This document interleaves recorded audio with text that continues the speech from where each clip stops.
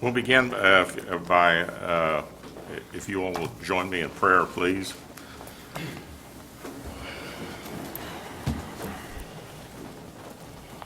O Lord, our governor, bless the leaders of our land, that we may be a people at peace among ourselves and a blessing to other nations of the earth.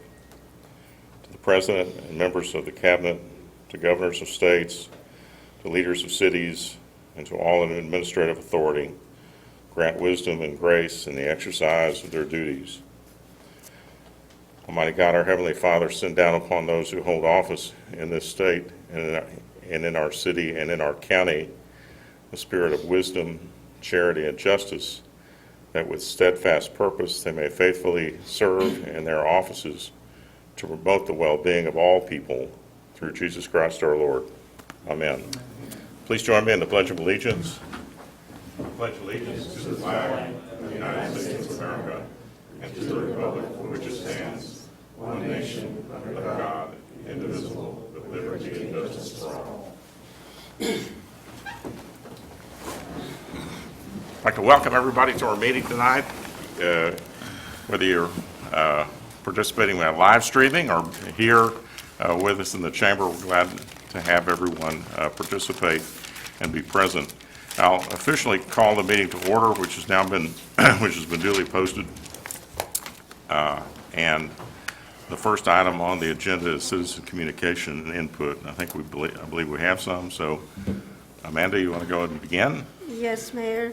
We have 3 individuals that would like to be called and 3 that don't want to be called, but I'll go ahead and read their comments as soon as I call the first 3.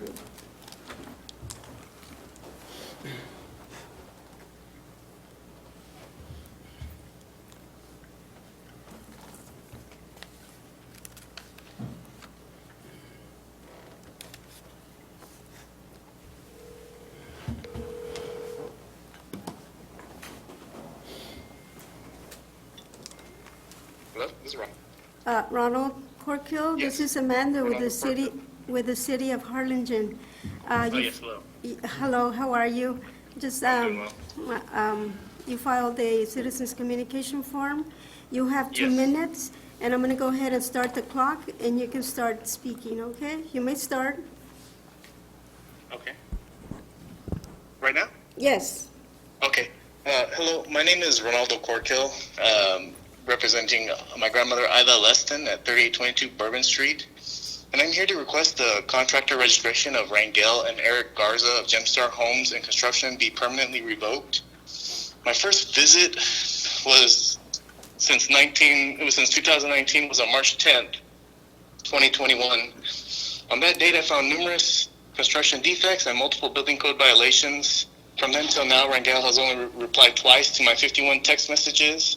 Eric has only replied twice to my 29 text messages.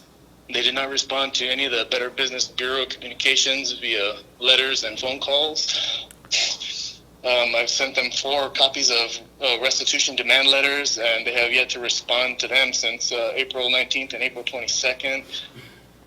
They have intentionally violated state licensing requirements, National Electrical Code, and almost every building code possible. They chose to ignore the clear instructions detailed on the city permit. They concealed all the uninspected work, which is unlawful. They did not receive a green tag from the city or a certificate of windstorm compliance from the Texas Department of Insurance, which I did verify. They started the applications but never completed them. They damaged our property, decreased its value, and made it unsafe with all their shortcuts. Per a recorded call with South Texas Engineering, the addition must be demolished because it was modified without his approval, and they did not meet the design specs of the perimeter beam, which is 30 inches. They only went down to 13, 24, 26, and one spot 29. The TDLR has been notified of their use of unlicensed contractors or their own employees posing as electricians and AC contractors. Mr. Corkill, your 2 minutes are up. Okay. Thank All you. right, thank you. The next one is Brian Rapesi, 2602 South Christian Circle, and this is in regards to drainage. Let me go ahead and call him now.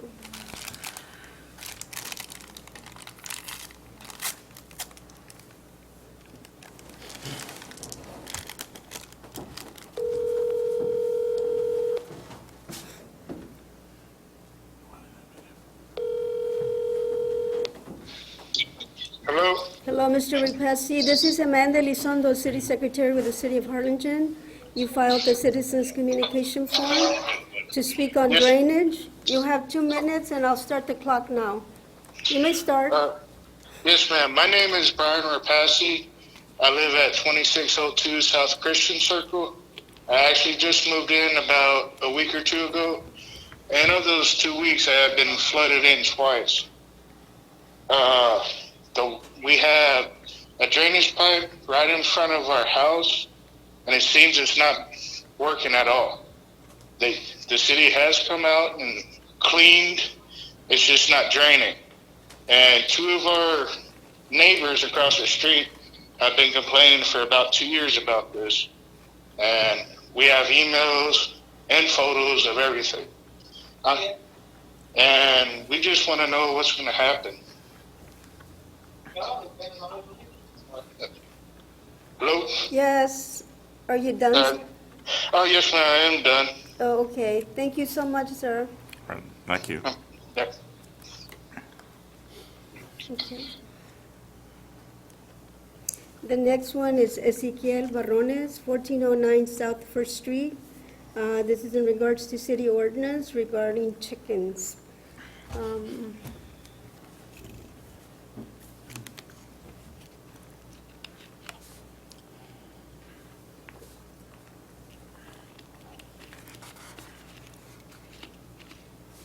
a minute.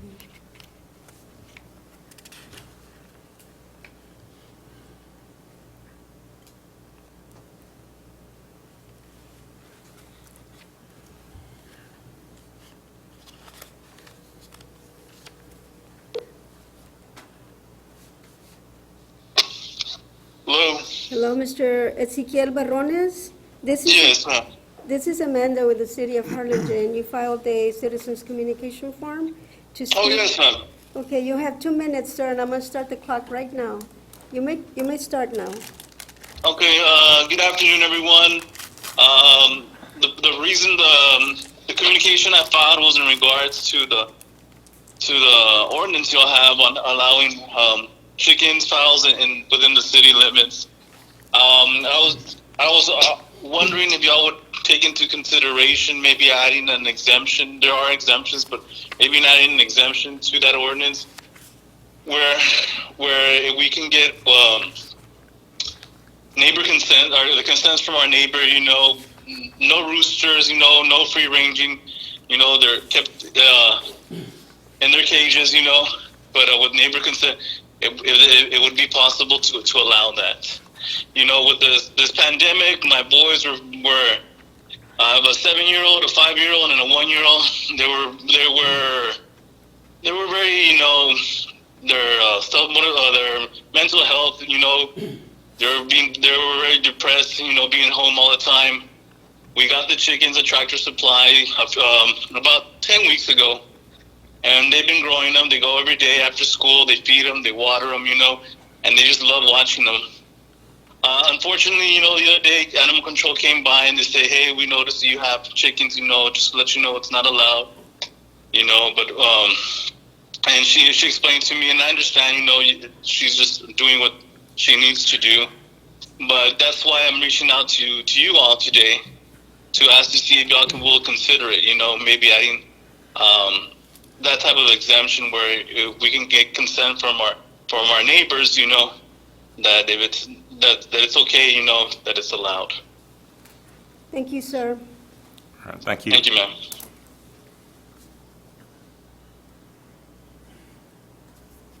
Okay, Mayor, the following 3 is, they did not ask to be called, but asked to read their comments. So the next one is Cristina Hernandez, 8718 Pink Flamingo Street, and it reads like this. During this pandemic, pets have provided comfort and have been an outlet for people of all ages. I would like that you consider giving all residents the ability to have chickens on their property as long as the neighbors around them all agree to this request. The next one is Ida Leston, address 3822 Warm Street, and it reads like this, Mayor. This one's a little bit longer. The work that GemStar did is very unsatisfactory, starting with the foundation, which isn't 30 inches all the way around. It is less than some parts. They started to set the boards of the foundation, and they were going to leave a tree stump right in the middle. We told them it needed to be pulled out, so they eventually pulled it out and pulled out 2 sprinkler stations and pipes along with the tree stump. He said he wasn't responsible for replacing the damage to the sprinkler system. He also left other roots under the foundation. The back porch I asked for was being done without rebar. When I pointed that out, they put the rebar under the contract that was already poured, and now it's already cracked on one of the corners. He said he was doing the porch as a favor. The finish is horrible. It wasn't smoothed out. The shower stall floor is very uneven, and puddles doesn't flow through towards the drain. We had an opening to the dining room leading the living room and needed to be closed, and that was done poorly, very uneven. The work is very sloppy. In the end, I wanted him to come fix the things that were not done right. The price for the work was $14,000. We still owe $1,000. He said, "Keep the $1,000. I am not coming back. I am done." The engineer came by and deemed the addition unsafe. He hired people with a license to come do all the work. He sent electricians that were not licensed. They went up to the roof and messed up the wiring to the ceiling fans in the rooms. So now the ceiling fans doesn't work. We tried to get Mr. Garza to come fix things, but he never answered our calls or texts.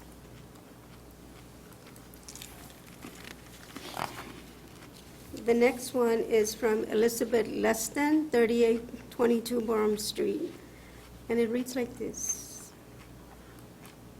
We expected to have an addition to our house and it be done correctly, but we constantly had to be correcting things. First of all, they were going to leave a stump in the ground where they were gonna pour the foundation. We still found large roots going into the foundation. The foundation is not 30 inches all the way around. It is 24 and 17 in some places. The shower stall floor had to be torn out 3 times, and it still is not right. It's puddles up in the spots, and it doesn't all flow to the drain. Also, they didn't put spacers in the tile on the wall. The cabinets in the bathroom were not done right. The wood is broken where they put the screws in. Tape and float is coming undone in the closet. Nails are coming out of the sheetrock. He installed a vent heater in the bathroom and didn't put the heater on its own breaker, which causes the breaker to turn off when I turn it on. My son went up in the attic and the ducts are open. They are not sealed off, which causes the air to be going into the attic and not into the closet. It is leaking and my mother is paying. I am sure extra electricity because of it. We called and texted GemStar several times with no response. We expected him to come back and fix what was done wrong. He said he was done with us. That's it, Mayor. No more. All right, thank you. Your Honor, I know that in good faith, sometimes over the course of the last year, I thought I had submitted a couple of hours ago the required form electronically, but as noted, you also are doing it in person. So if I may, I'd like to give a very brief remark. All right, in the future, you will need to submit. Well, I thought I had. You'll need to submit the form. That's correct. And as I said, we've all had this occur, and perhaps I didn't hit the submit. I did file the rest of it, though. Anyhow, do I start now, Amanda? Okay. Do I clear it and start again, Mayor? Hmm? Do I clear the clock and start again? I haven't started yet. Yeah, go ahead. It's going to be brief. 2 minutes. As Mr. Serna commenced his exhortation, all sounded well, as he stated all employees have exerted themselves during this exhaustive pandemic. Thus, he requests a $1,000 bonus for them, regardless of how much they currently earn. However, as his extended remarks continued, he began to declare exemptions without too much amplification. I concur with Mr. Sedna that our employees have served our community well, but I disagree that some lower echelon workers get nothing. I hope he's been very reasonable lately, or you, or both, have the wisdom to make a difference for all employees. Thank you. All right. That concludes our citizen communications, so we'll go on to item number 1, the approval of the minutes of the regular meeting of March 31st, 2021. Are there any additions or corrections to the minutes? Hearing none, is there a motion to approve the minutes as presented? Second. All those in favor say aye. Aye. Those opposed, like sign. The motion carries. The minutes are approved. Consent agenda items 2A through F. Is there a motion to adopt the consent agenda? So moved. Second. I have a motion and a second. All those in favor say aye. Aye. Those opposed, like sign. The motion carries. Item 3, public hearing and appropriate action to consider an appeal to the decision of the chief building officer to revoke the contractor registration from GemStar Homes and Construction LLC out of Brownsville, Texas. Applicant Eric Garza of GemStar Homes and Construction LLC. Mayor, City Javier. Commissioners, good afternoon. I have a compilation of photos that we received from the Mr. Corfield. I put 2 binders together, so I'll put them, give them to you, and you can pass them around.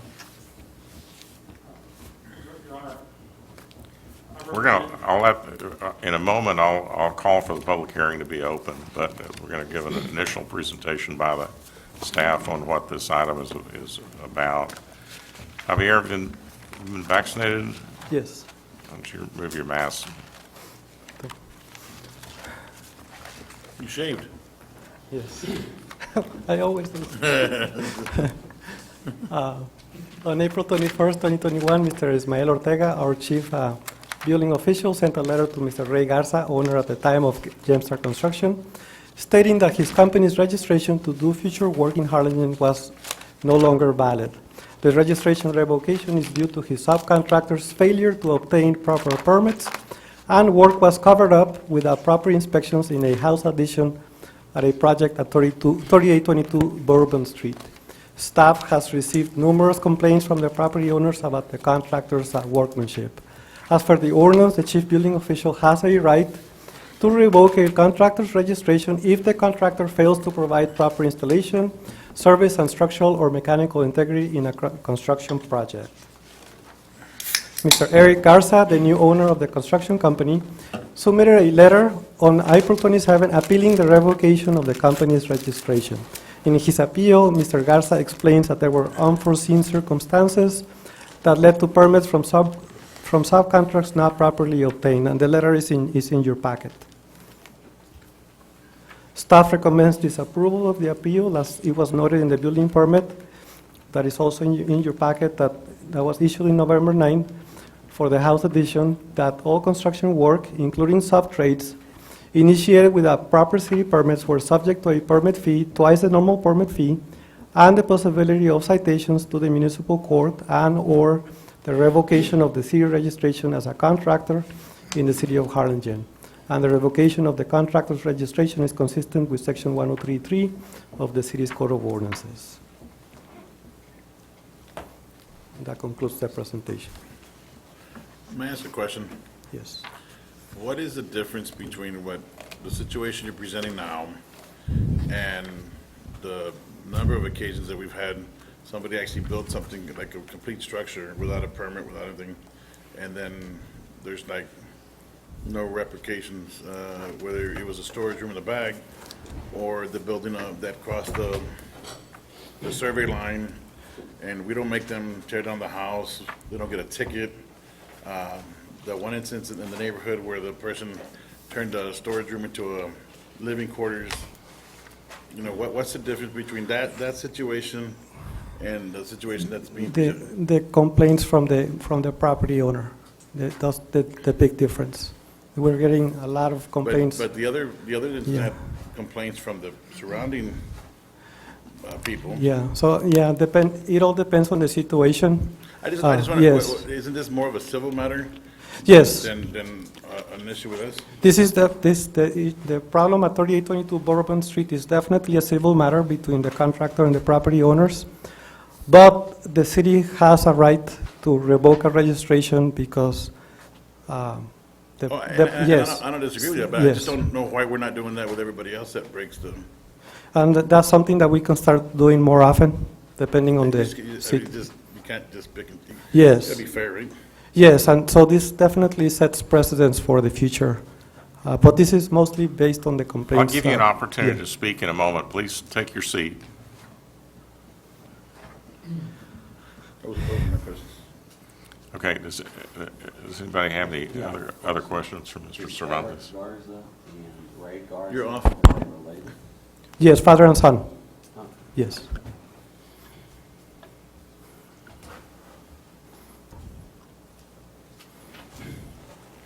Okay, any other questions for Javier at this point? All right. Then, Javier, thank you. We're going to go to item A, which is the public hearing. I'll open the public hearing. If there's anyone who would like to speak for or against this this appeal, please come forward, identify yourself, state your name and your residence address, and you'll have. Thank you, Mayor. I've been vaccinated. May I remove my mask?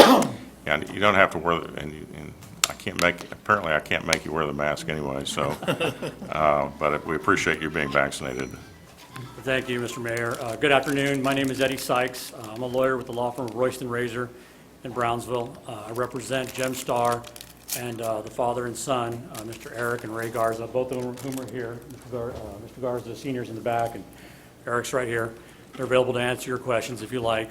But this is, in fact, a civil matter, and I would point out that GemStar has been in business for 25 years.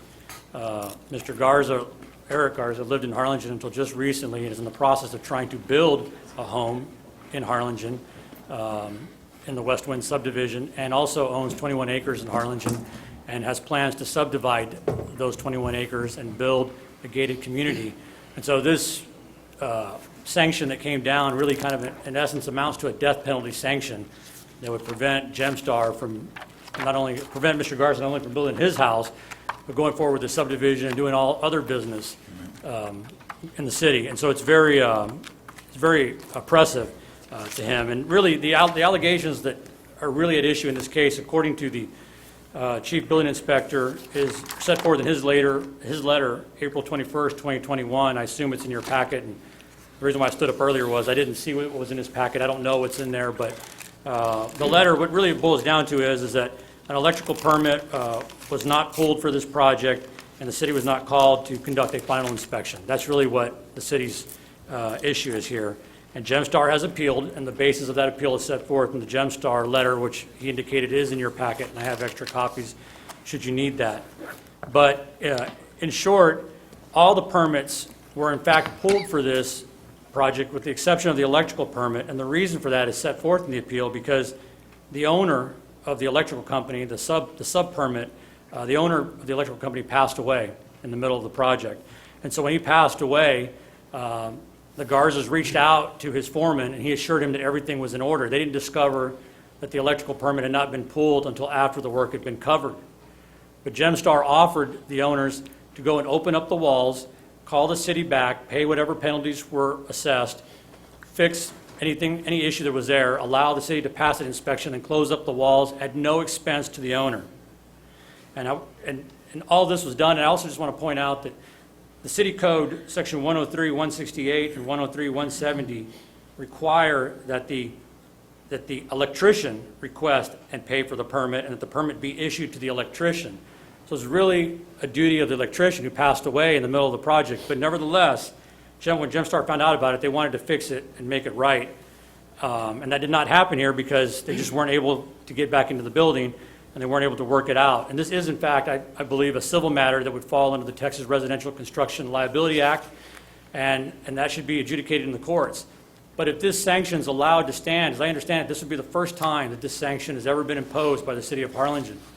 And that would pose significant hardship. First, this amounts to a death penalty sanction.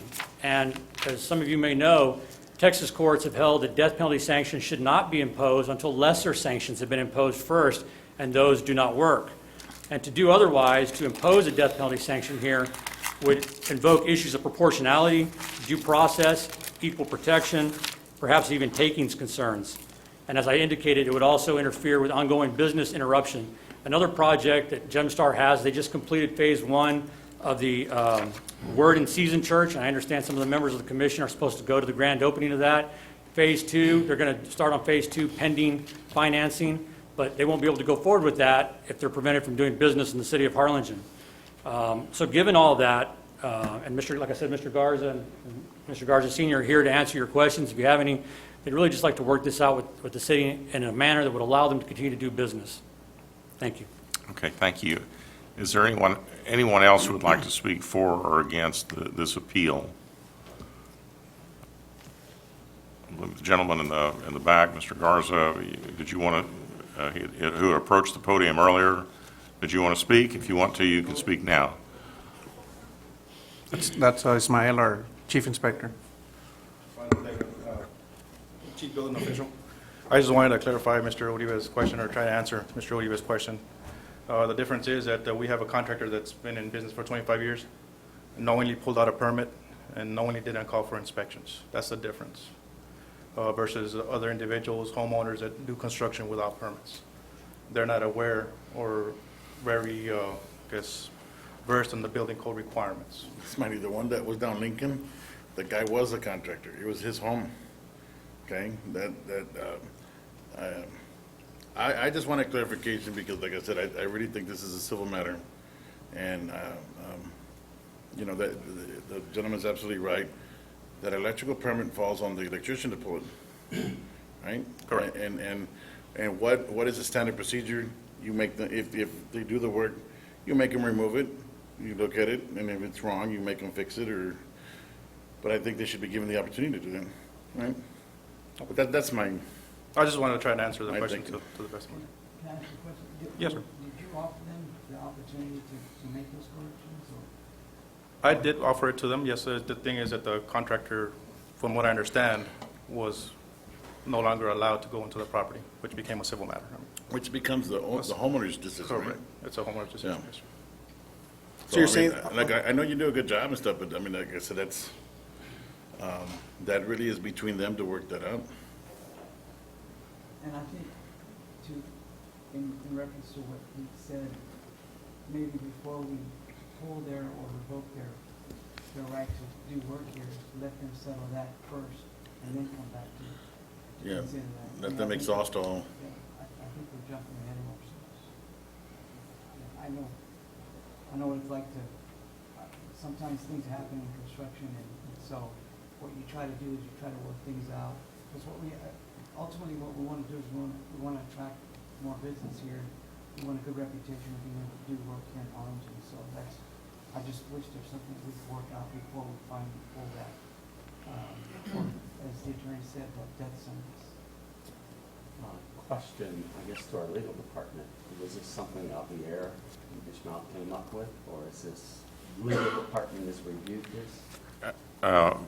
Let's finish the public, can we finish the public hearing first? And then we can ask the staff some more, we can ask the staff some more questions. Are you done? Okay. Is there anyone else who would like to speak during the public hearing for or against the appeal? Eric Garza, currently live in Brownsville, Texas, 2374 Lafayette Road, Brownsville, Texas. Mayor, Commissioners, I just wanted to speak briefly to the matter at hand. I just took over my dad's company a little under 4 months ago. He is looking to retire in a few years, and so we began a transition phase. GemStar's been in existence for 25 years. We've done business all over the state of Texas. This is the very first time in its 25-year history, almost 26 years, that this is anything remotely like this has happened to GemStar. Unfortunately, the gentleman, Mr. Corkia, who you've heard comment from, and we did the project for them. It was a very small project. It was an addition project of $14,000. Unfortunately, Mr. Corkia's sentiments towards the work, or his opinion, our reputation is intact. We've done commercial projects and we've done residential projects for many, many years all over the Rio Grande Valley. Harlingen is one of the municipalities that we work with. I will say that from the very beginning, again, this is a civil matter. Mr. Corkia has made a sentiments note.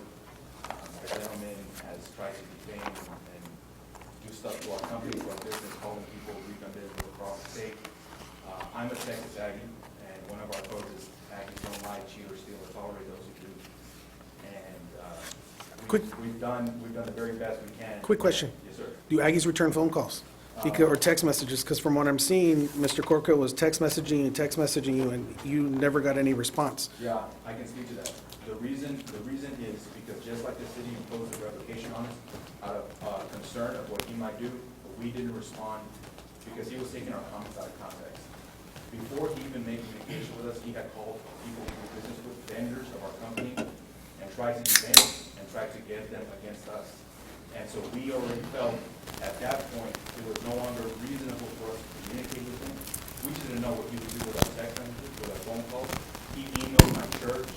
He's called people just to try to get them on our backside. Well, but you have to understand, from what I read from the text messages, it's for his mom. His mom is, I believe, 92 years old. She's the widow of a World War II veteran, and he's just basically worried about her and about the work that you did. And you said your work speaks for itself, but again, I don't know these pictures, but I'm looking at these pictures, and I know really nothing about construction whatsoever, but from me looking at these pictures, and this is your work, I know I wouldn't hire you because I'm looking at the work that apparently, again, I'm not saying you guys did it, but these are the pictures that we're seeing. Yeah. So that's, And again, I don't know what you're looking at.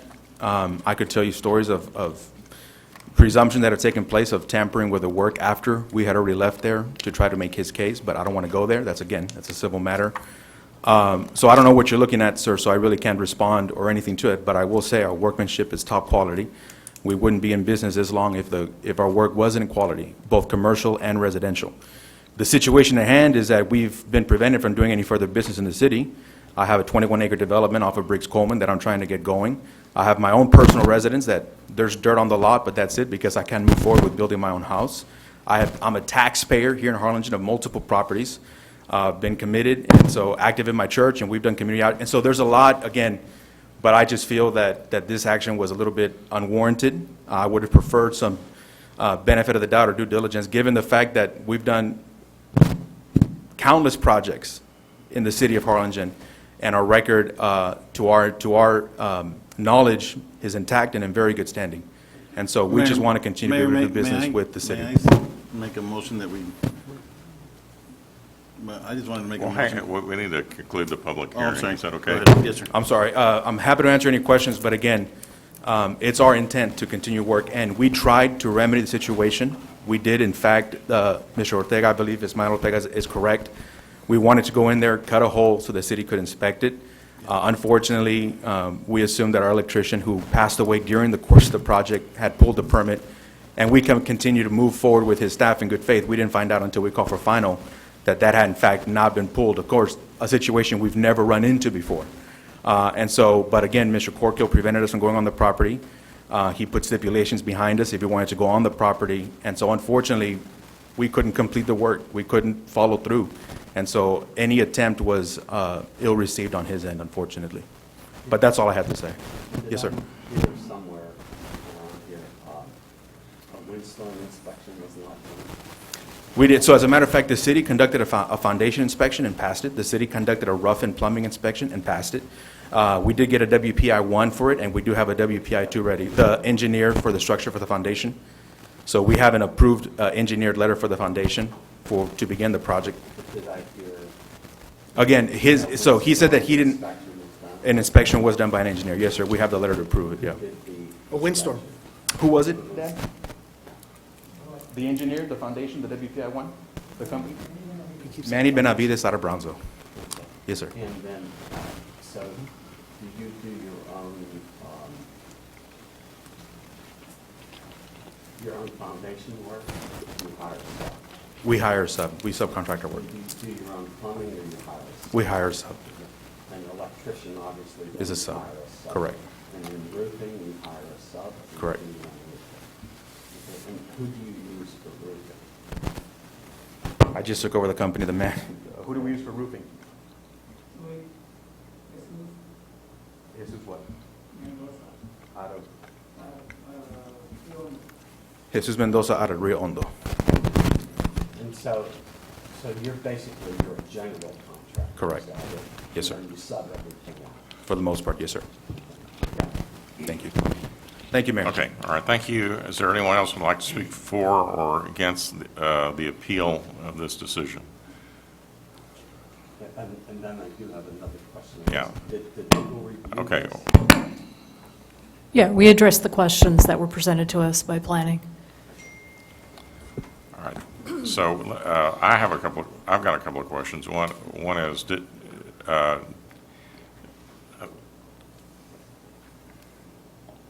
you made, somewhere on your PowerPoint presentation, you indicated that there had been other complaints by other homeowners about this contractor. No, just No? the Corkills, Mr. Corkill and the property owners. That's it.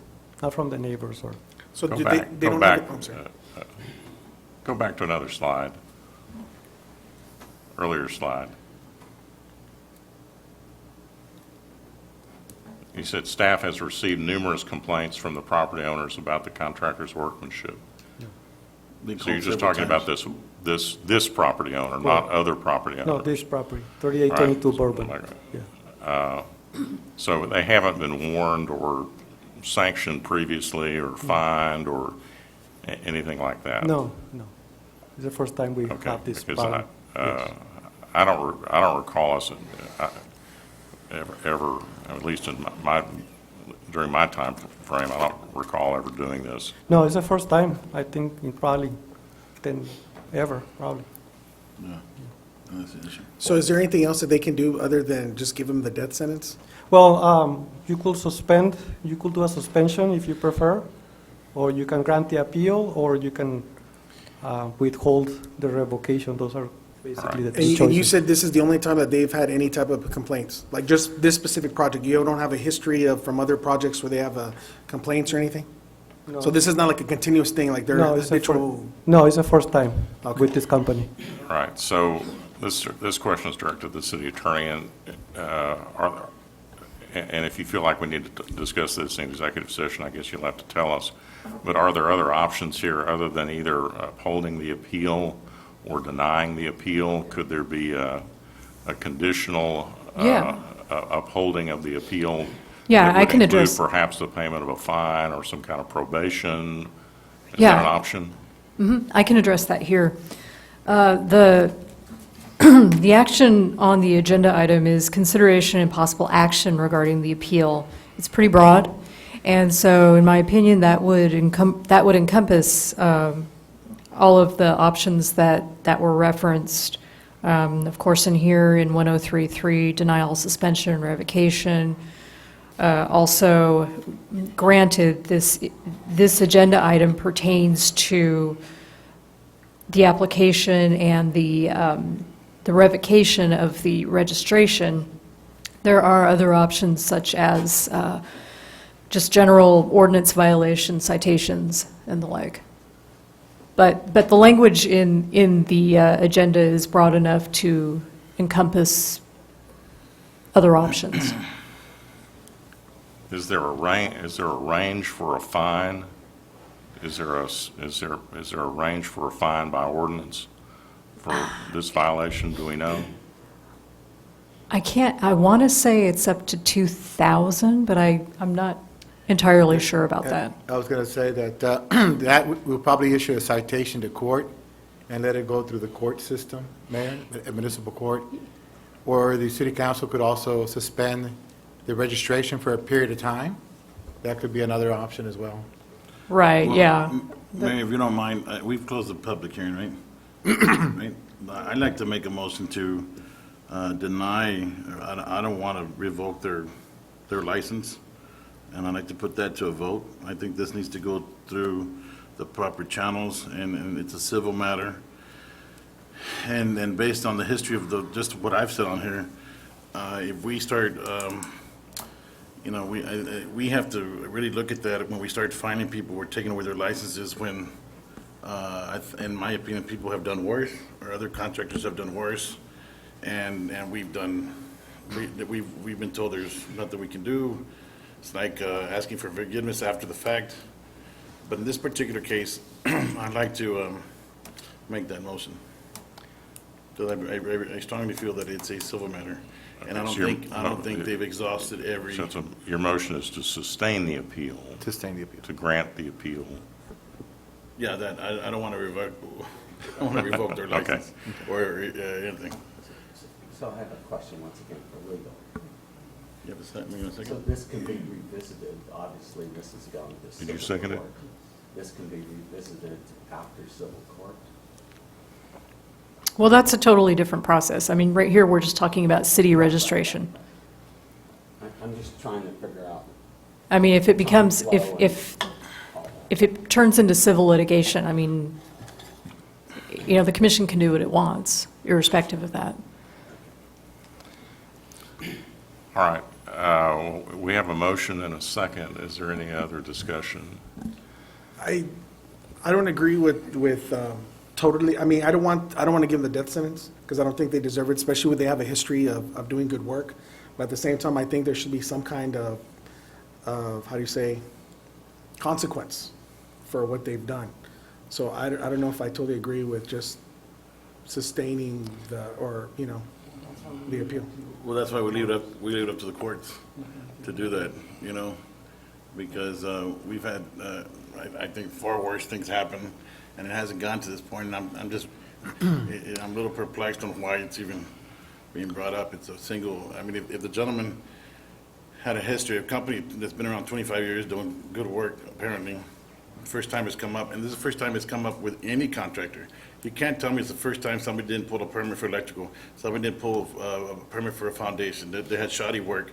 This is the first time it's come before this commission, okay? And I guarantee you there's larger projects, much more intentional. So, I just have a problem with the whole thing, Let it go to court, and really, because if the process is, they didn't pull the permit for the electrical, the inspector's gonna come out and say, rip it out, I wanna see it. They offer to do that, right? And that gives them, okay, if he truly wanted to fix it, he lets them, and if they're off at zero cost to the homeowner, you let them do it. Yes, it's an inconvenience and it's a time thing or whatever, but that's construction. And they no, I don't want you on my property no more. Okay, then that's the homeowner making that decision. Now you don't get to go and say, I'm not gonna let him work anywhere else. We don't have that right to prevent him from making money or making a living when out of the hundreds of projects he's done, this is the first one that's come to this. Okay, I think he's an opportunity to defend himself, let it go on to the court. I don't think we have that right at this point. So I have another question. So has the city issued citations in No. this case? No. Okay, so whether we vote yes or no or whatever here, then the city could still issue citations? Do you ever receive citations, sir? All right, I'm going to let the gentleman from the back come on up. You want to come back and say something?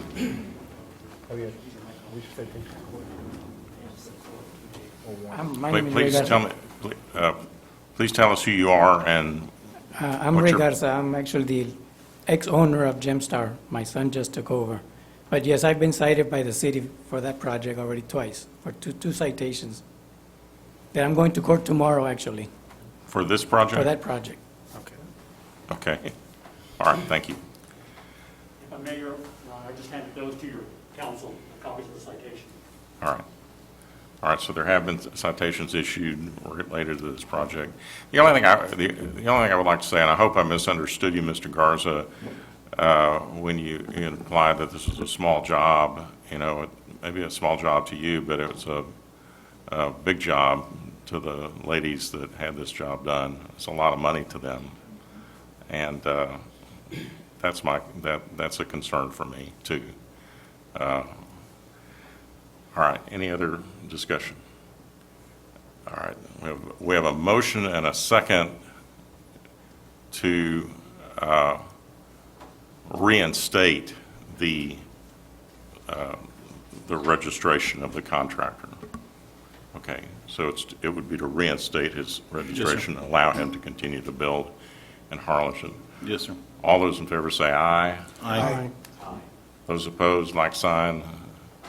All right, motion carries, and the registration of GemStar is reinstated. All right, thank you, I everyone. hope you all work that out. How are you doing? Item 4 is a public hearing to consider an ordinance on first reading for a special use permit to allow an adult business liquor store in a general retail GR district located at 822 Dixieland Road, bearing a legal description of Lot 1, Block 1, Louis subdivision, applicant John McClure. Yes, Mayor, this is the existing Louis restaurant on Dixieland, and they're proposing, the investors are proposing to turn that into a liquor store, which is an adult business that requires a special use permit. So that's the location, is next to. That's going to be a large liquor store. Yes, the name is Specs Wine and Spirits. And the Mr. McClure is, the investor is here, in case you have a question. He has built several of these Wow. stores all over Texas. That's the location. I mean, we all know the place. The site plan is not going to change, but the floor plan, there will be a complete remodeling of the floor plan.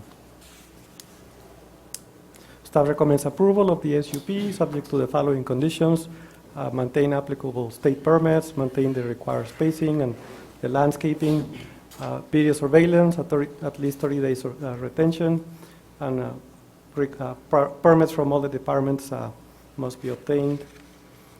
The Planning and Zoning Commission held a public hearing on May 12th, and no one spoke in opposition to the request, and they recommended approval unanimously, subject to the list of conditions.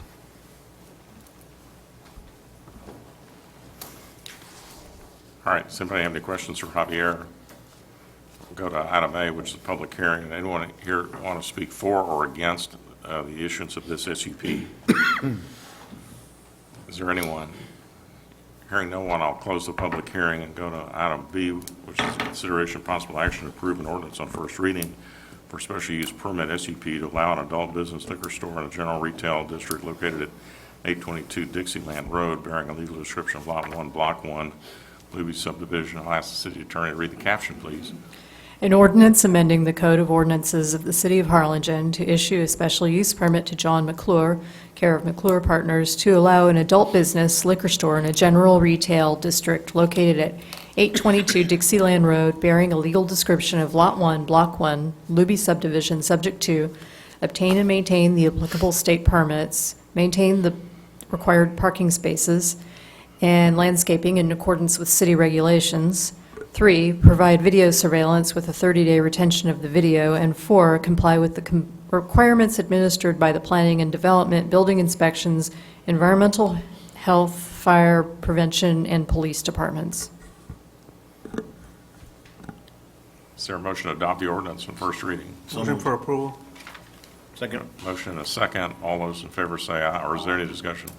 All those in favor say aye. Aye. Those opposed, motion carries. Item 5, public hearing to consider an ordinance on first reading of rezone from not designated N district to single-family residential R1 district for 109.395 acres comprising 29.195 acres out of Block 12, minor subdivision, and 80.20 acres out of Block 140, Harlingen Land and Water Company subdivision, located on the west side of FM 507, north of Bartola, Levi T. Burns, and Brooke S. Burns, applicant. Javier. Yes, Mayor, we have a proposed rezoning for 109 acres along the west side of FM 507. It's about half a mile south of FM 508. There is a single-family subdivision proposed over here, but the property owners are rezoning their entire property right now. There is an airport overlay zone within the property, which does not allow residential development. So even though it's going to be zoned R1, in this portion of the property, residential will not be allowed because of the overlay zone for the airport, because of the noise contours. That's the aerial photograph. Is all farming right now, and it's mostly farming all around, and you have the airport nearby. And then that shows the contour lines for the airport, which are the airport overlay zones, and their noise contours. So Depending on the noise contours, you have, the closer to the airport, the more restricted the land use can be. So they're aware of the restrictions Yes. that they cannot build there? Yes, they're fully And aware. that would be documented somewhere where if they try to pull in the future? Yes, it was discussed at the Planning and Zoning Commission. It's documented that they're aware that single-family residential will not be allowed in this area here. Commercial is allowed, so in the future, they could do something commercial. Right. Once that whole area develops with housing, then a commercial may be warranted. It doesn't make sense right now. So they can use the property, but not for residential or apartments. But yes, they're fully aware.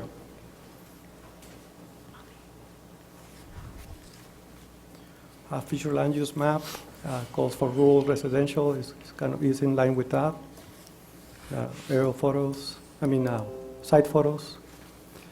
This went before the Planning and Zoning Commission on May 12th, and no one spoke in opposition to the rezoning, and they approved it unanimously with a 3-0 vote.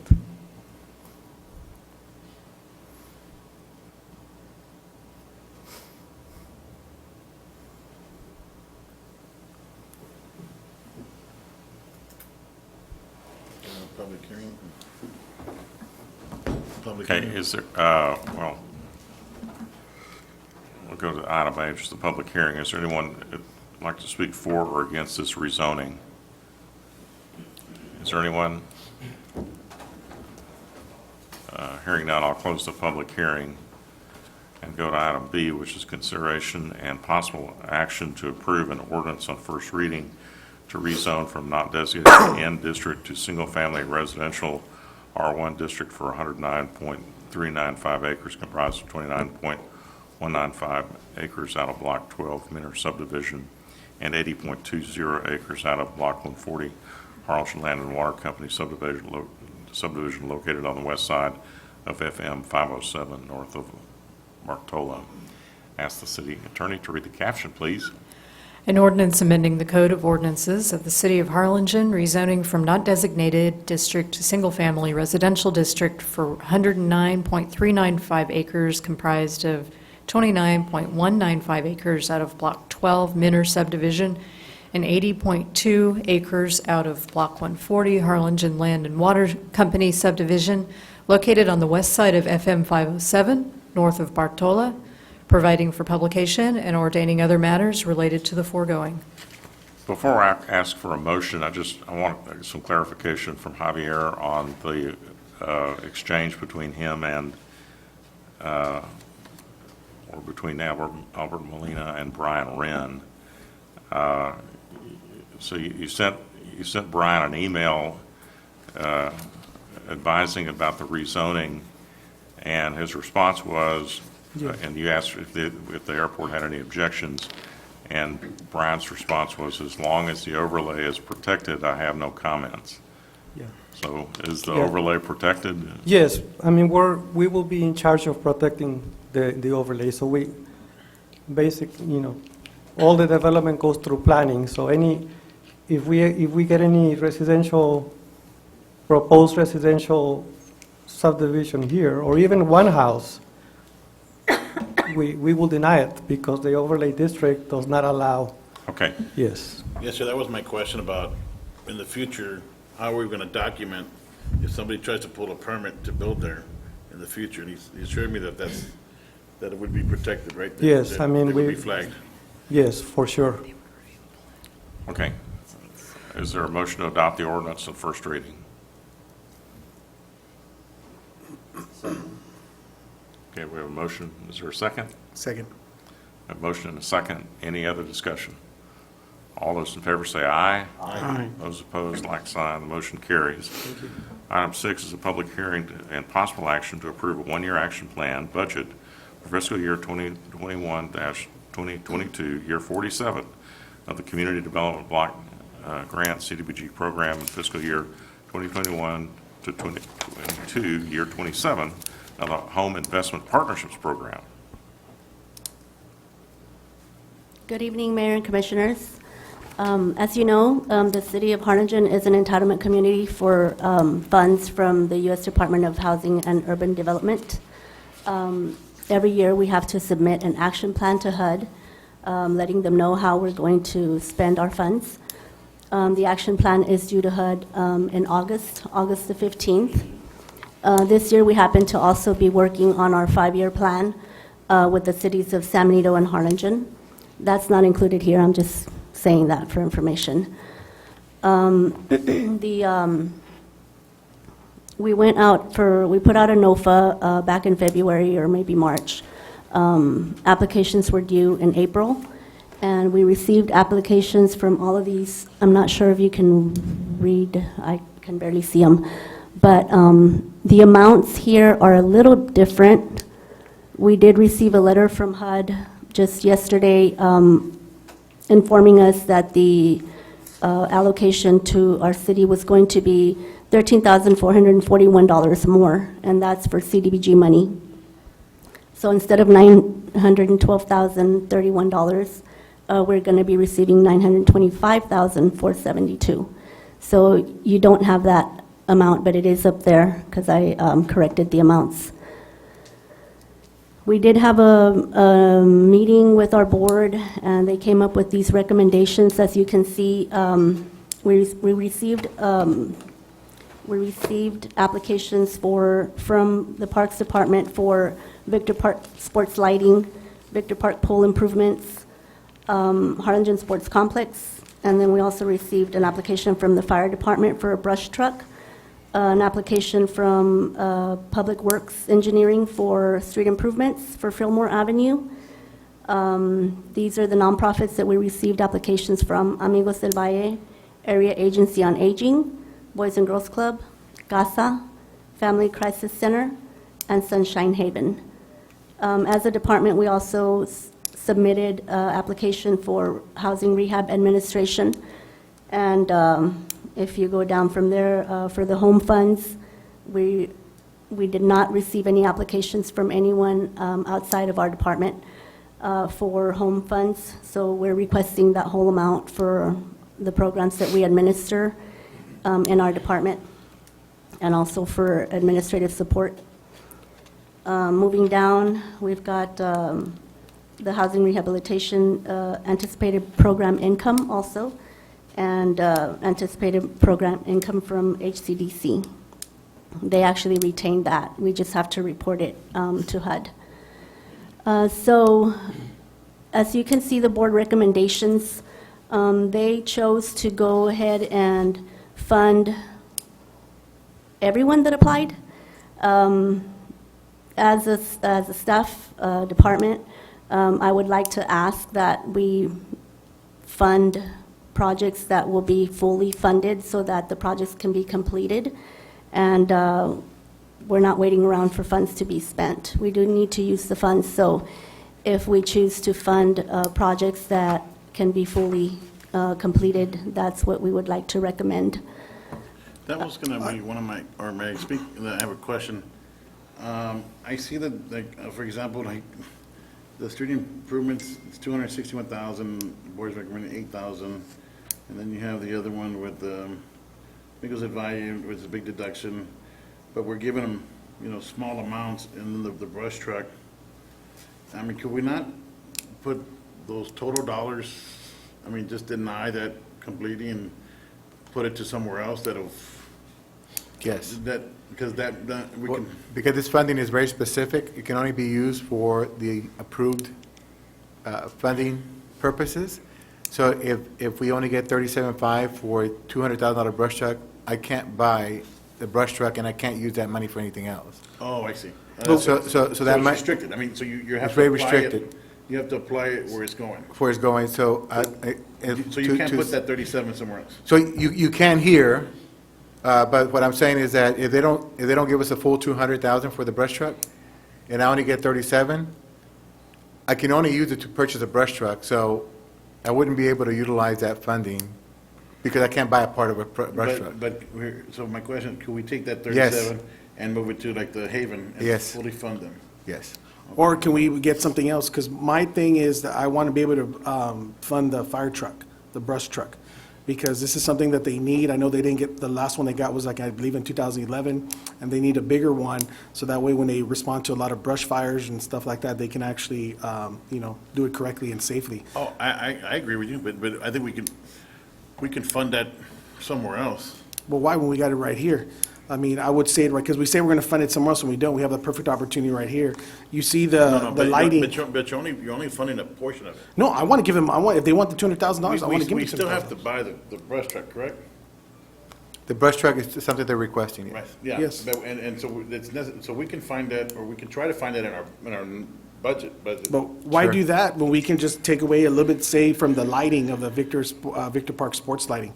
I mean, don't get me wrong, the lighting's important stuff, but, I mean, I would rather have the firefighters and have the equipment that they need to possibly save lives or property than get more Yes, lighting for Victor Park. And I agree, I support the fire department 100%, just like I do the police department. But with So then you these- agree with me, we should get some of the funding from the lighting and take away some from the lighting and put it in order for the fire truck, so we can do it for the brush truck. My opinion, and it's just a difference in budgeting, right? Yeah. Because I'm sure we can, in our budget, there's other things we can cut out to make sure we fund that fire truck, make sure we fund that police unit or whatever. We can do that in our budget. These dollars that they're having to allocate,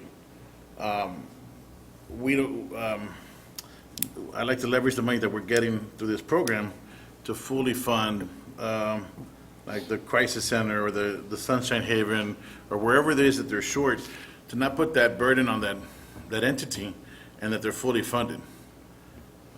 If that makes any sense. I agree with you 100%. Yes, let's find that $200,000 in our budget to go find that fire truck or brush truck or whatever that they're requesting. But with these dollars, I would much rather take that $37,500 and that $8,000 and put it to the other projects that are, so they're not short. Well, we can do both, because if you, If I may Excuse me. interject really quickly, Sandy? We could take the 37.5 and the 88.65, combine those for a brush truck, and then look for the balance of it from the general fund through the budgeting process. or we can do We can do that? because like what what Richard wants to do, he wants to get the lighting, so we could can we take away from the lighting, give enough to cover the brush truck, and then put the rest on where it goes for, which is what you want? You wanted Safe Haven, right? Or Sunshine Haven? No, what I'm saying, I'm looking at the ones that are short, right? So you have Amigos del Valle, that's short 50,000, 55,000? 55. 55,000. And then you see the seniors, that's 100%. Boys and Girls Club, 100%. You have 10,000 in Casa that's missing. That's 65,000, right? And then you have on the Sunshine Heaven, they're missing $20,000, but everybody else is fully funded. Commissioner? So let me just be sure that everybody understands one thing about CDBG funding, and that is that it's targeted. It's targeted. It can only be spent on in certain areas of the city, certain census tracts, as well as certain types of things. And so I think what the staff attempts to do is tries to recommend that these monies be spent on these certain targeted items. And then where we can, like the brush truck, we can budget in our, we're going to start budgeting here pretty soon. We can budget for that. Yeah, we got these budget, we call them conference, So what we could do is take the 46, workshops. so what we could do is take the 46,365, right? So I wanted to say, for nonprofit organizations, we can only fund 15% of the total allocation amount.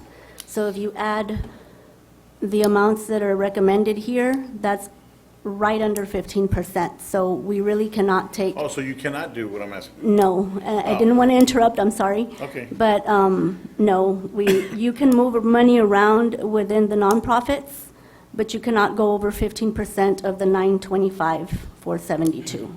So then that goes to your point, then take more from, not more, but. Yeah, like, what I'm saying is- Reduce 10,000 by each, and then fund the fire truck, Yeah. right?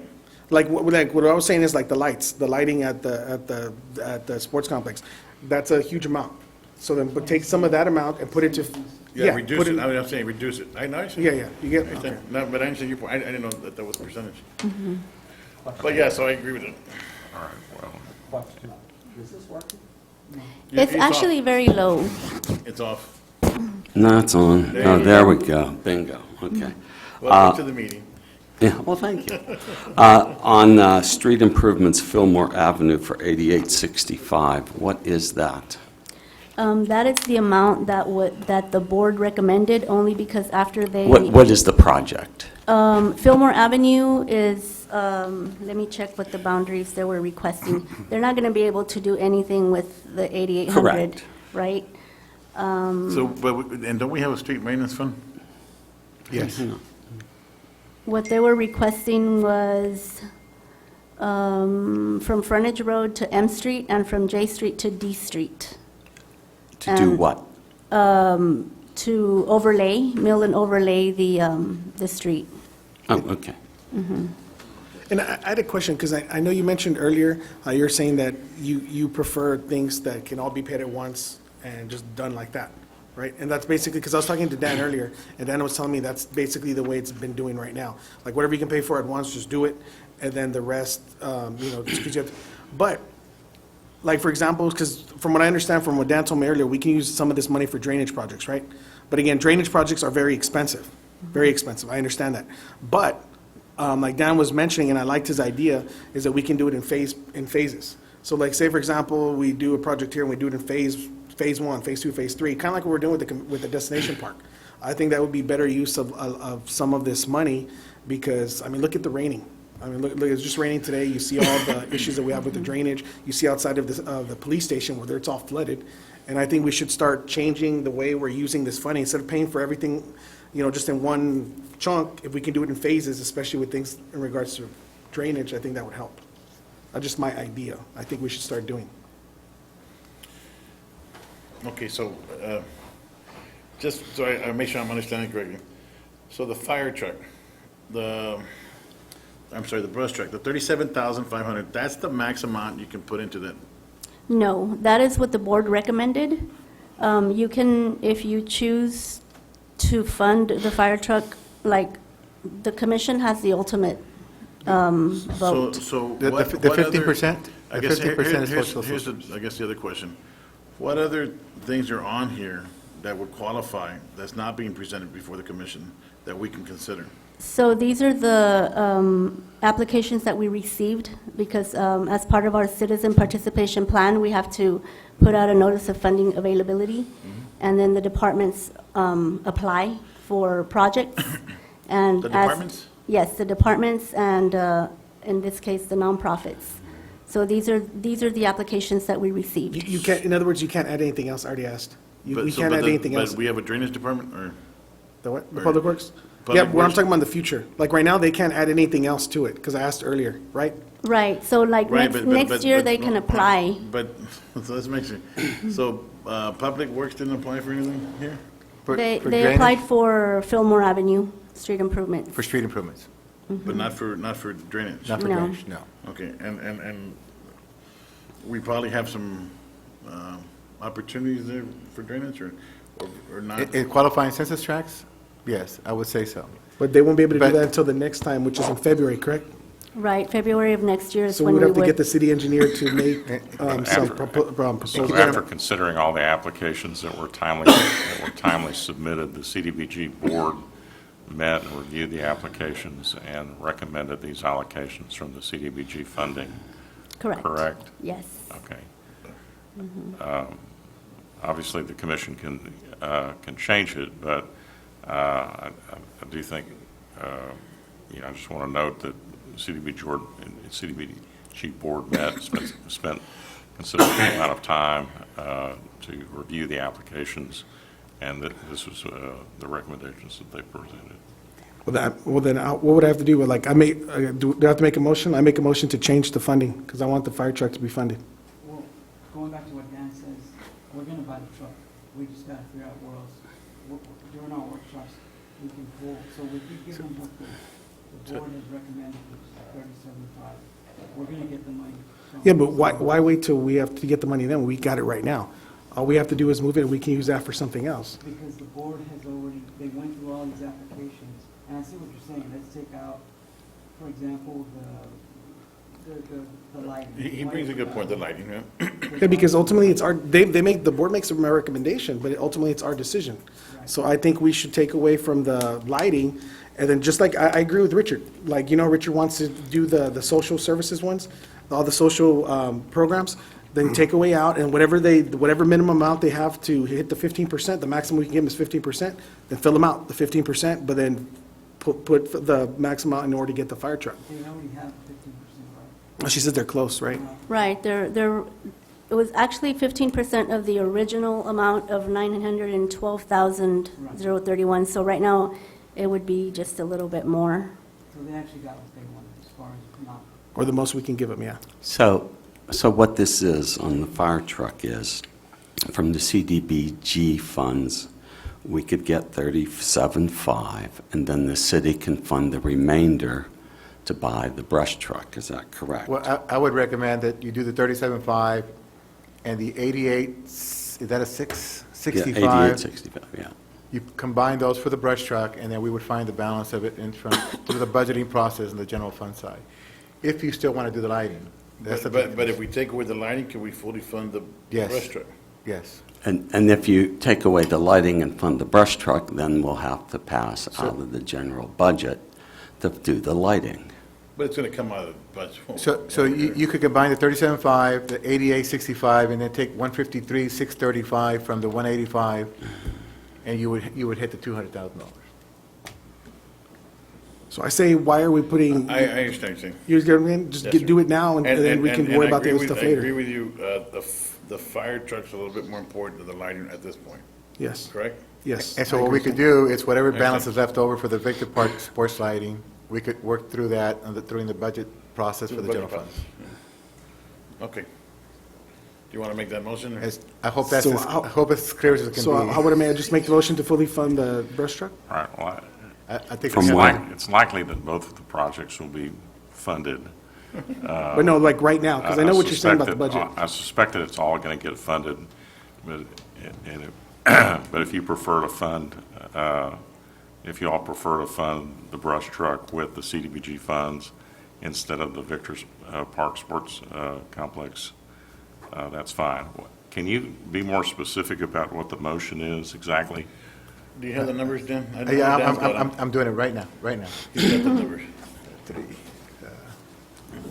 We need to understand exactly how we're going to alter the numbers. So we would, if the commission prefers, we would fund $31,365 for the Victor Park sports lighting, $215,700 for the Victor Park pool improvements, $103,766 for the Harlingen Sports Complex lighting, $200,000 for the brush truck for the fire department, zero amount for street improvements, and then the remainder for the social services stay as is.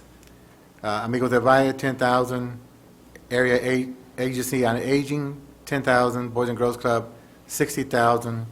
CASA, $20,000. Family Crisis Centers, $15,000. Sunshine Haven at $21,800. Housing Rehab Administration, $42,000, and General Administration, $182,400. Actually, it's slightly. It's 185. Thank you, Sandy. Okay, Commissioner Pettis, would you make that motion to adopt the allocations as just recited by Mr. Serna? I make the motion to adopt what Dan said. There you go. I'll second them. All right, any other discussion? I have some questions. So, Renee, did you think we were not going to fund the fire truck? No, I didn't think we're going to not fund the fire truck, but I would rather fund that truck right now, because right Just now, the way I prioritize. felt is that we're putting, I understand what you're saying, put it in the budget, and we'll find a way to pay for it in the budget. I get that. But if we have this right now, let's do it now and get him the brush truck, and then we'll worry about the lighting. I think the fire truck has more priority than the lighting. And the fire truck, I would, correct me if I'm wrong, but that's going to take time once you've ordered it to, It takes several months. yeah, so the earlier we can order it, the better. November. I understand you prioritize. Okay? Not going to be able to drive it off the lot next week. We'll have to wait. Right, this Okay. funding is not, Any it's other for discussion? October 1st. Is there so- any other discussion? I All need to those- know but who made hold the on. second. Before, but we can authorize this, or vote on this now. Can they order it already, or they can't? It has to be budgeted. So it'll be for October 1st. Okay, well, second. Motion second. Okay, we have a motion and a second. Is there any other discussion? All those in favor say aye. Aye. Aye. Those opposed, like sign. The motion carries. All right, thank you. Thank you. Item 7, consideration of possible action to approve the preliminary rankings for the architectural services as recommended by the evaluation committee and authorize the city manager to negotiate and execute a contract for associated architectural and engineering services.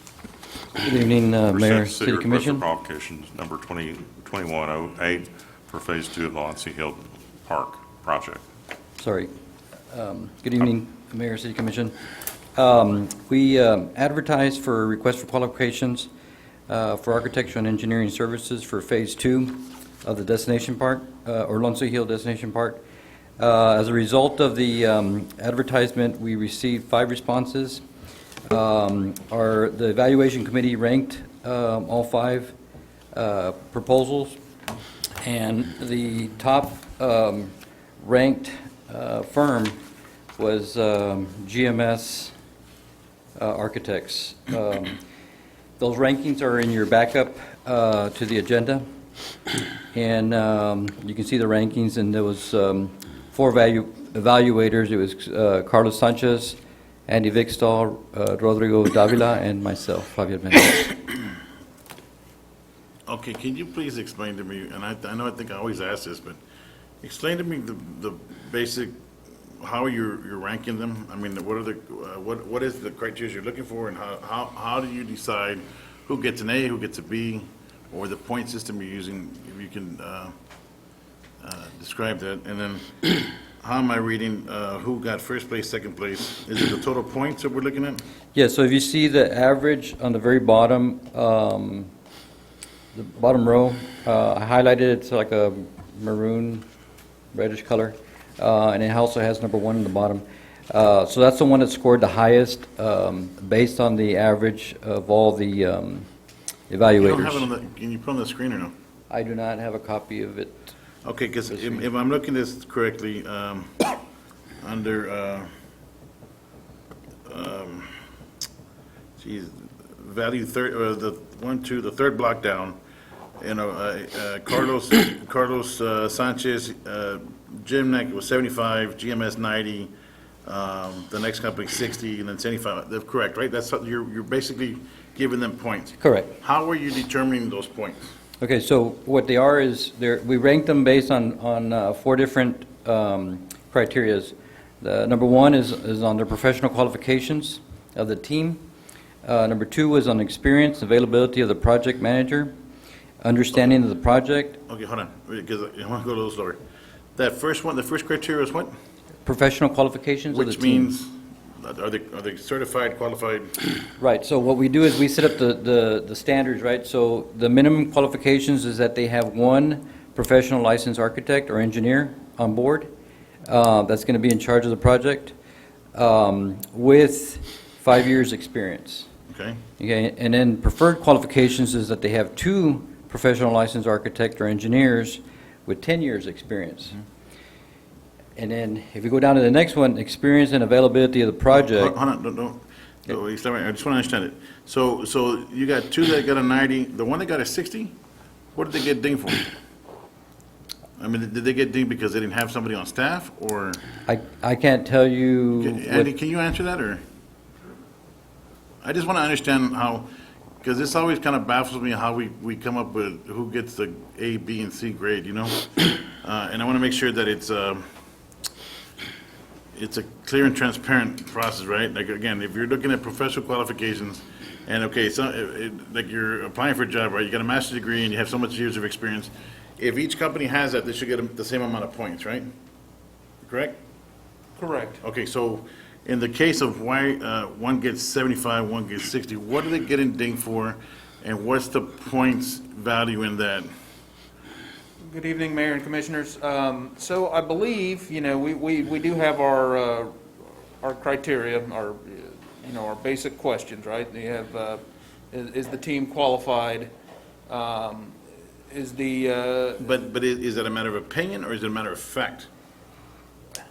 Some of it's facts, some of it's past experience, some of it's So some of it's subjective. weighted as far as opinion. And is what's opinionated weighed more than fact, or is the opinion less points? Do you understand what I mean? Sure. It just depends on how each question is written. So some of them specifically say, do you have one architect, do you have two architects? I kind of remember that being one of the questions. So, if that's the preferred to have at least two on board. But if that's the case, right, let's say they have the cases, yes, these two companies, they both have architects. But one guy, then one of the judges can say, you know what, but I don't like this because of this, and that's the way that they get a deduction. Sure. Is it not proper that if that's the qualification, they should meet that number? That's possible. I don't believe the intent, the way this is written, was to be that stringent as to widgetize it like that. Either you have it or you don't, yes or no type thing. I think there is some subjectivity in this to allow for, past experience, and judgment of the packet that's submitted, right? So. Right. Because, again, all right, so here's what I'm thinking. So we went through this process with phase one. How different is it with phase two? Is it just, because we have to put it out for this bid, and is this the same person that we used before? Or is this company applied before, but they didn't get it, but this time they do, because they fixed whatever they didn't have, or Sure. No, I can't speak to the first one that went out, but I think we have a pretty standard qualifications pack. Because I would think, is it not more expensive if you have a guy, or in effect, I don't even know who the architect was for the first one, but my line of thought is, okay, we spent X amount of dollars to do phase one, and that particular architect knows exactly what's going on. Would it not be wise to use the same architect and not go through all that expense? You Because can he do knows that, all that. but it's And then if you bring in somebody else, oh, no, this is all wrong, but we already ranked them, we already went through all the process, and then we change things, and those change orders cost money, and then it costs time, and then we gotta redraw stuff, and it just becomes a perpetual spending of monies. I think I can shed some light on that if I can, if you guys don't mind. So we have a procurement process that we're required to follow. And so when we bid out phase one and solicited proposals for phase one, that's based on a certain dollar amount that we had available. And so once those dollars are spent, like phase one is completed, we can't simply just use the same architect for phase two. We have to go through the process all over again because it's going to be over $50,000. Okay, but if they're ranked, let's say the previous guy was ranked a 90 or 190, whatever the total points was, and he hasn't changed, his ranking should still be the same, right? It depends on the responses. And so they respond to the RFQ. And so they're ranking the responses that come in. Sometimes, as long as they have a complete response and they have all the information that's being requested, well, then the response should be the same. But it depends a lot of what they include in the packet. I have had some that I've reviewed that don't answer certain questions in the packet. And that dings them. And it's not because they don't have the capabilities, it's simply because they're not responding to the questions within the packet. So all the staff can do is rank the responses, because that's all they have in front of them. Okay. So when it says that y'all meet, do y'all actually get together and discuss this, or is it y'all just hand out the packets and y'all rank them and then hand them back in? Yeah, we rank these individually, Commissioner. So what I did was I got the package from purchasing, and I distributed them to each of the evaluators. And I gave them the ranking sheet and the ranking criteria so they can evaluate them based on that. And are they interviews? Y'all get to sit down and talk to them? We didn't interview this one, and we didn't interview the ones before. I believe you all did interview the ones for the HEB Tennis Center. We did bring those architects in for a interview before you all. So could we not do the same thing with this? Yes. And the reason I ask that is because I'm looking at the scoring system here, and for example, on the understanding of the project, one firm got a high grade. Yes. And then another firm got a lower one, but then you go to the familiarity with the applicable rules and regulations, and it's totally opposite. And so I'm thinking, how do you all do that just by reading something? And I know it's a tough job, but I would you know, the experience and ability of a project manager, I would think you'd get a better understanding or that would be, it would shed some light if you actually met with the team or the project manager or whatever. And that's the reason I'm asking. So Mayor, I'd like to make that motion that if they can come back with the top, well, I know what we did the last time, not top three. How many applied? Five? Five. So maybe the top two? There's 6 at the top. Okay, the six, then the Then top six. three. I'd like to make the motion that they bring back the top three applicants and we can, see? May I And- and may I do ask the a interview. question before we go there? Sure. So, so obviously, cost and price don't factor into this bidding process. That's correct. No. So after a bid is awarded for architectural services, could we be surprised? Because they're in and they can charge anything they want, or is there within a limit? Architectural services are professional services, so there is no bidding. So Okay. It's a that you percentage. you can negotiate the price It's a percentage. for a contract. And if for you that can't service. successfully negotiate the price, you can go on to the next. Yes. And The next if we fail to responsible. negotiate a price, we can go on to number 2 and keep going until we're able to negotiate Okay. a equitable price. Commissioner, I'm not understanding about bringing back the, I mean, we know who the top two are. We know who the top three are, but we know the top two were sort of, so what did you want to do? Well, I wanted to interview them and see how, do what we do. So you want to bring them back for an interview? Yes, sir, correct. Okay. Just so we get a better understanding I'm because. sorry, I just didn't follow And- that. and If I may. I mean, Frank's in construction. I guess you deal with architects sometimes versus redoing a roof. But I don't know if any of us know anything about architecture. Okay. Well, I know about hiring.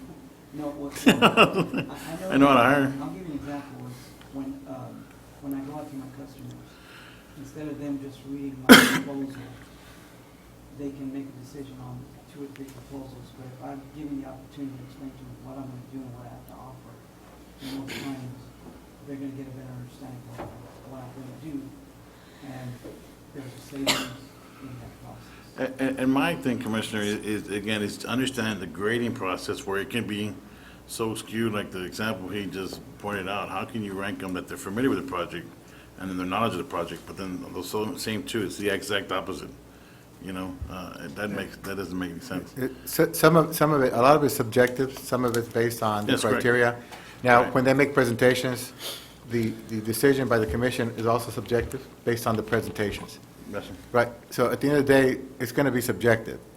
But absolutely, we can bring back the top 2 or top 3. I like to be the top 3, just to. be Okay, fair. so I think what we should do is table. I was going to say, the correct thing would be to table this with the stipulation that it will come back with the The 3 applicants? or top three, yeah, applicants? the 3 applicants for So you all to I'll make visit that with. motion if you don't I'll mind. second that. Okay, we have a motion to table, subject to bringing back the top 3 applicants for an interview. And a second? He's already second. All right, any other discussion? All those in favor say aye. Aye. Those opposed, like sign, the motion carries. Thank you, sir. Item 8, consideration of possible action to adopt an ordinance and designate a no parking zone on the south side of Desilos Drive, 70 feet from the intersection of Aragon Drive and Desilos Drive for approximately 20 feet. Good evening again, Mayor and Commissioners. Appreciate your pronunciation of that street name. I struggled with that a little bit myself.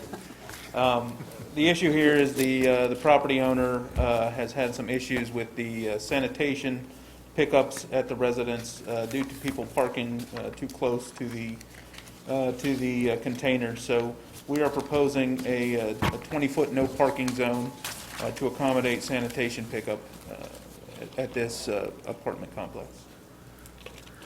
Okay, does anybody have any questions for Andy on this? If not, then could I ask the city attorney to read the caption, please? An ordinance to establish a no parking zone on Desilos Drive on the south side of the street, 20 feet in length, authorizing the towing of vehicles parked in said no parking zone, establishing a penalty not to exceed $200 for violation of the provisions of this ordinance, providing for publication, and ordaining other matters related to the foregoing. Is there a motion to adopt? So moved. Second. All those in favor say aye. Aye. Those opposed, like sign, motion carries. Item 9, board appointments. Are there any board appointments? I have Yes. Oh, good. What is that? Yeah, Jerry Wayne Lowry to Downtown Improvement District Board. Ruben.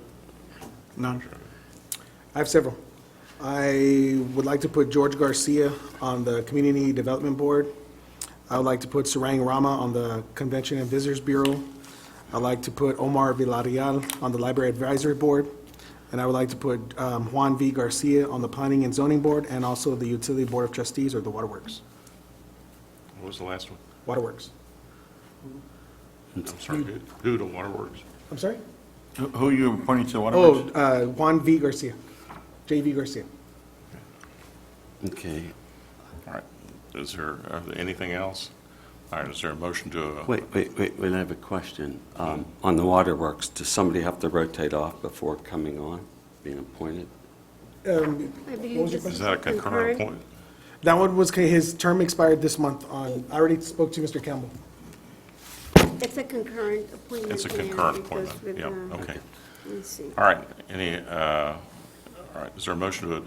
I have a question. So, these names here, J.V. Garcia. Yes. Did he fund your campaign? Did he fund my campaign? Yes. Was he a donor? Yes. Yes, and to what amount? I don't know. I don't remember. You can check the finance report. Yeah, It's was- $2,000. Did his wife fund your campaign? I don't know. Maybe. Yes, $500. Did Wayne Lowry donate to your campaign? $50 or $100. Oh, but he donated. Yeah. So the question is does $2,500 contribution constitute anything in this vote? No, what it does, it's that he's a civil engineer that cares about the city. That's what has to do with it. He's a civil engineer. Okay. I'd put his qualifications against anybody you can give me. Just asking. All right. Mayor, I see that the appointment for the Utility Board of Trustees is not a concurrent project. It's a term one, but his term is over this month, yes. Yes. I've already spoken to Mr. Campbell. He's already served the maximum. He served 2 Your term terms. expired on 5/2. Yes. Who's the appointment? Kevin Campbell? Oh, he's the one that finished. He's already served 2 terms. That's the maximum amount allowed, and it expired. Okay. Yeah, it expired this month. I've already done my research. He's probably happy. He's served a long time. Okay. I know we had a motion. Did we get a second? Yes. I Okay. believe so. All right, Who all made the those in second, favor? Mayor? I'll get a second. Okay. All right, all those in favor say aye. Aye. Those opposed? Then that concludes our business for the evening. We have no further items, so we are adjourned. Thank you all.